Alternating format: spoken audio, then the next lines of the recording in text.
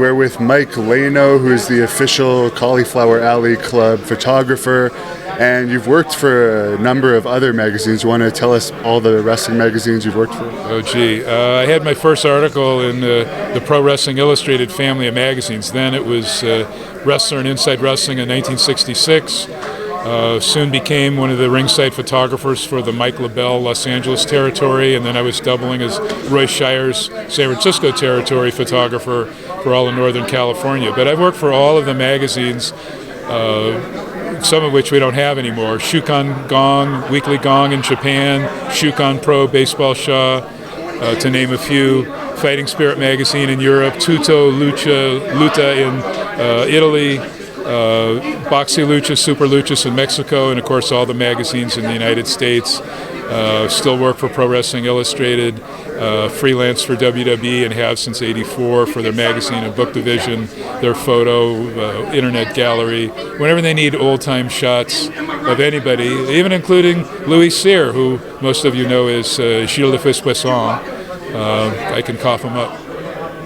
So working for Mike LaBelle and Roy Shire's territory, did you ever take shots of superstar Billy Graham?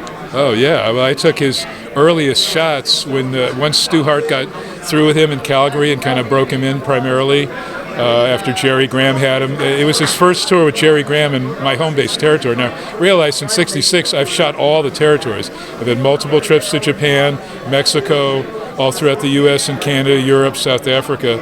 But Superstar Graham and I have a long time friendship. But he had his first tour and then went up to San Francisco where he kind of finessed his character up there with the leather chaps. And then he came down and wore the tie-dye and all the color. And it started in our home-based territory, or Los Angeles, before he went to the AWA, before Houston, and then the Tri-WF, where he became world champion with the late, great Bruno Sammartino, who so many of us who were close to Bruno since the 60s and 70s really feel is passing, the greatest, most ethical, honest guy in pro wrestling, who, of course, highlighted with Ed Carpentier. They were world tag team champs for Grand Prix in Montreal. Bruno Sammartino, the greatest guy ever in wrestling and the greatest draw and attraction. He came into our territory and set all kinds of records, both Los Angeles and the separate San Francisco office. Were you surprised he had that long feud with WWE and then he ultimately ended up making up with them and joining the Hall of Fame a few years before he passed away? Were you surprised that he made up? No, because he would call like every month, towards the end of the month, until about January was the last time I got to talk to him when he got sick. But I was hearing a lot of the politics that went into that. And then the thing that kind of changed it around was his private doctor who helped with his back surgery, Dr. Maroon, then was part of the testing facility and all that stuff. So they really put the pressure on Bruno, who didn't want to lend his credibility to Vince. And that's what he kept saying. That's the one thing that Vince craves. He wants me in there. But I've been in all these legitimate halls of fame. That one, he said, had no physical place for fans to visit. But he's in the Italio-American Hall of Fame, Sportsman's Hall of Fame, stuff in Italy, all over the U.S. and Canada. So he was in real legitimate sports halls of fame. But, finally he relented and got the monetary price that he wanted, which he felt was due him when he was screwed over, according to Bruno, for example, the Shea Stadium thing against Stan Hansen and other things where he felt he was wronged on money. So Bruno went out on that. What was your favorite territory to cover? Oh, gosh. Every one of them was so unique and fun. I love Montreal's Grand Prix, so loaded with amazing talent, from the Vachons on down, Don Leo Jonathan. It was the birthplace, Jean Ferret, well, at least in North America, Andre the Giant, where he was signed. So many great talents, the LeDukes. I loved St. Louis. I threw a Sam Munchnick 3-day weekend there for the boys, the wrestlers, because we love that territory so much. Anything that Eddie Graham did in Florida was amazing. Georgia, with Paul Jones when there was a territory war there. Detroit, territory war with the Sheik and Dick the Bruiser. Territory war. There were so many. I loved Chicago Amphitheater. I loved Chicago as a sort of a mesh between Vern Gagne and Dick the Bruiser. It's hard to say, but I guess St. Louis was the most sports-like. But I loved them all. They all had unique television. announcers, everything was unique about each one.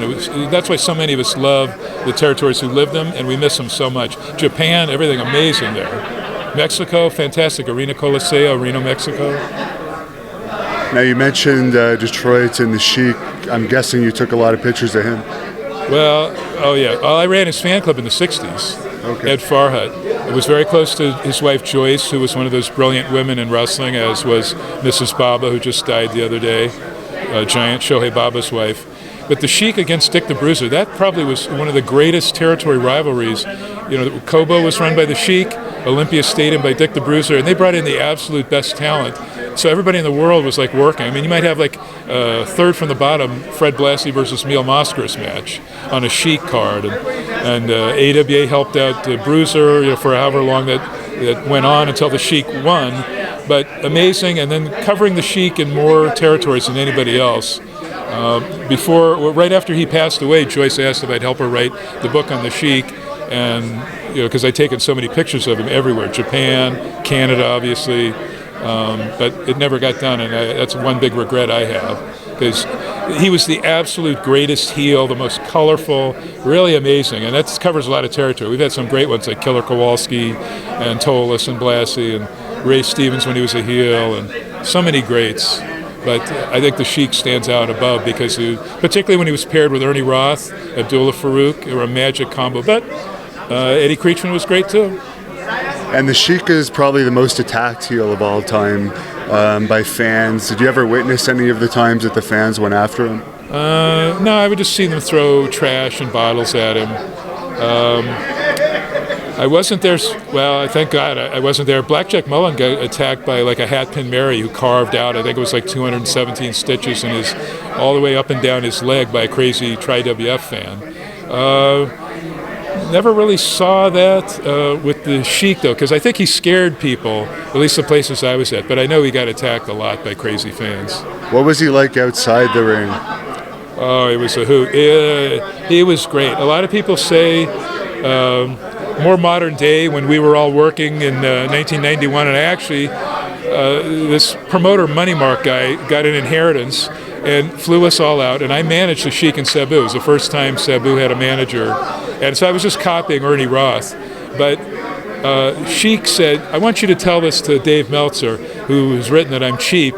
I don't think Dave ever wrote that, but I think Sheik thought he had, or someone told him that. So Sheik took all of us out to breakfast. He saw this poor Money Mark getting taken by some of the boys who was blowing his inheritance on this show where I managed Sheik and Sabu. We had a lot of other guys. But Sheik took everybody out to lunch.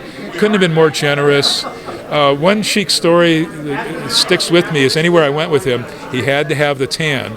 So we're in like freezing, I don't know what it was, 15-degree weather at Asbury Park, New Jersey, and he's shaving dry his legs and underarms and chest with a dry blade razor, no water, and with a thing, a solar thing, like a magnifier, you know, the thing that bounced the sunbeams so he'd get a tan. And we're in like 10, 15-degree weather. It was the craziest thing I'd ever seen, but very unique, and that was the Sheik. And you mentioned Andre the Giant. Did you spend any time with him outside the ring? I would just be included in some of the drinking and the Tri-WF if I happened to be there for tapings or in our territory, LA. When we were done, it was like December 15th of 74 with a KCOP Hollywood wrestling taping. There were a lot of Montreal Grand Prix guys, Ed Carpentier, Dino Bravo. But Andre was going to try to set the Guinness Book of World Records for drinking consecutive cans of beer. And there was actually a Guinness Book verifier person. You had to have one there. But sadly, he passed out like 17 cans before breaking the world record. But you know how some of those stories are true, some not so true, but they become urban legend about Andre. Very sweet guy. You know, if you're on his good side, he really treated you like, you know, golden. And I can't say enough good things about Andre. A lot of us cried watching the documentary, that HBO documentary.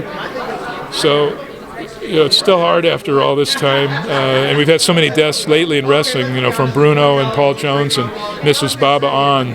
So you just asked me that question. I'm thinking about Andre. And there's some memories of getting footage and seeing him in 1971 Japan for the IWE promotion with the two greatest hooker shooters outside of Luthez, Billy Robinson and Karl Gotch, backstage with Jean or Andre as Monster Rusimov, trying to, give him some finesse and some pointers and stuff. And yeah, he was the greatest big man wrestler in our industry, short of Don Leo Jonathan. Now, Haku's coming to Great North Wrestling to wrestle me, I guess May 12th, so just around the corner. I'm sure you've taken some pictures with him over the years. Oh, God, yeah. Any stories about Haku? He always scrimped and saved for his family. He was very family-oriented. He came into our LA territory in '75 as Prince Tonga with Gama Singh, and they would later go up and spend a ton of time in Calgary with Stu Hart. So I just remember what a great family man. That whole entire Anawahe extended family, which includes Snook and Rocky Johnson and Peter Mavia and all of those guys from Tonga. They're very, you didn't see that because all the other white guy wrestlers would be cheating with the rats, but none of those guys did. They're so honorable and family guys and saving money for, their future kids, and that kind of was what Haku, Tonga, Ming was, kind of left an indelible impression that he was just geared, everything he did was geared to his family, so a lot of respect there. And he was like one of the legit tough guys in the biz. So if you're wrestling him, you better defend yourself. I've been training extremely hard for this match, taking it very seriously. Now, I'm going to guess you probably took pictures of Hulk Hogan early in his career.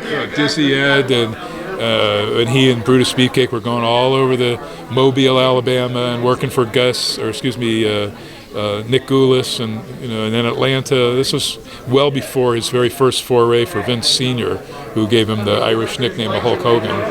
But yeah, a ton of Hulk Hogan stuff, and he's always in the news. You can't fight that. I mean, if he goes to Tampa Rays or Buccaneers games or any games, boom, national news shows him at the venues, whether it's baseball, Marlins, or whatever team it is in his Tampa area. He's there. What do you think regarding whether WWE is ever going to bring him back as a Hall of Famer? I'm sure that's going to happen.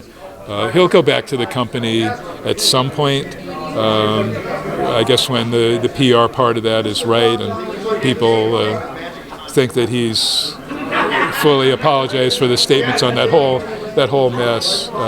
That was all described in a whole book, that Peter Thiel, Hulk Hogan, Gawker book that just came out. That was quite the deal. So Hulk Hogan again was in the news there, but I think a little more time has to pass before they'll bring him back and have him on TV. But I mean, they're showing footage of him again, so that's a good sign for that.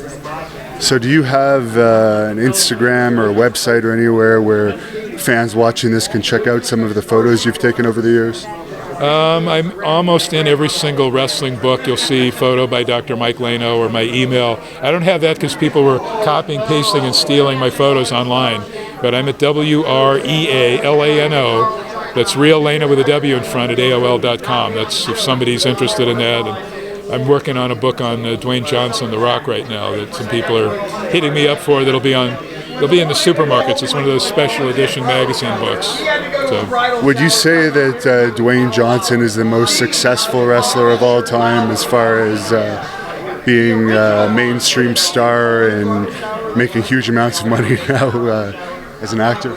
Well, in the U.S., Baba and Inoki were even bigger, particularly Inoki, but Baba too in Japan. But Steve Austin, wrestling-wise, was bigger for a short time. But I think Rock overall, obviously, he's the biggest movie star in the world, so he's brought a lot of respect to wrestling from that. And he's doing amazing stuff. Sort of the reverse of Kurt Angle coming from the foreign world of amateur, Dwayne Johnson coming from pro wrestling and just killing it in movies and television and everything he's doing. Yeah, I think he's got to be the biggest star, at least in the United States, that's gone into entertainment from wrestling.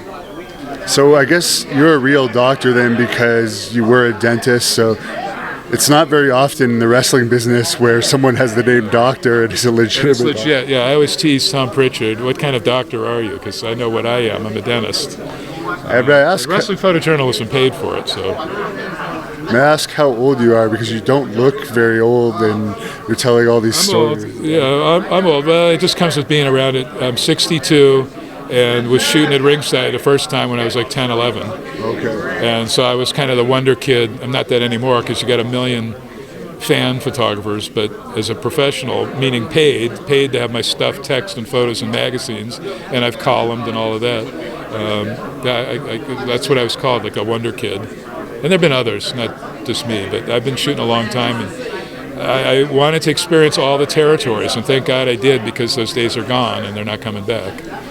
And you've shot a lot of mega stars in wrestling, but right now, a lot of them are retiring. The Undertakers are at the end of their run. Hogan's finished. The Rock's just a movie star pretty much. Shawn Michaels is out. There doesn't seem to be like a new megastar coming up that could really become a mainstream sensation. Do you see anyone that you think possibly has that potential currently right now? A lot of guys from Ring of Honor, Pro Wrestling Guerrilla, APW. I cover all of that. I still cover MMA, so I would say Ronda Rousey, who's done some movies. I think she's capable of a lot more great things. There might be more MMA and boxing people. I cover boxing too, that come into pro wrestling. It's hard to say. So many guys. I really expect some stuff, maybe some movies out of CM Punk. Still could be a lot of good things coming from him. Let's see.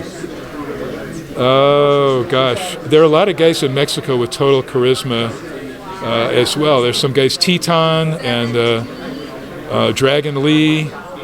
The guy who was La Sombra, who's wrestling for WWE now, he just got called up. He's pretty amazing. And the women, let's not discount the women. I would love to see some of the women. Like Charlotte Flair, I think she could really transcend. I really think she's got some acting chops in her. And so, and all the rest of them. Natty Neidhart is another one. You know, we've seen reality show stuff, but I think, we need some superstars from Canada that are going to be huge crossover movie and TV stars too. So I hope that happens for Bret. You know, Bret did the Lonesome Dove, Bret Hart, and some other stuff. Gosh, there's so many talented kids out there that are coming up today, but...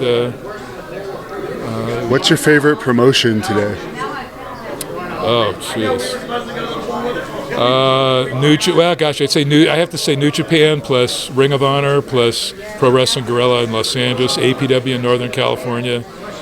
So many great ones, and I always end my things by saying support your indies, because so much fun.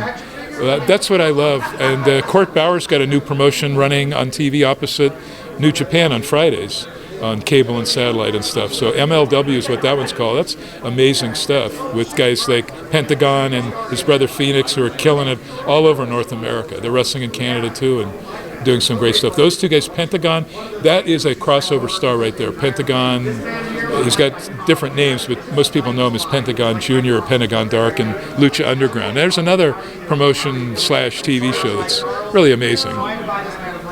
And any final thoughts you want to tell our viewers as we close this? I think everybody should be a Cauliflower Alley Club member for only $25 a year. That hasn't gone up in like 53 years.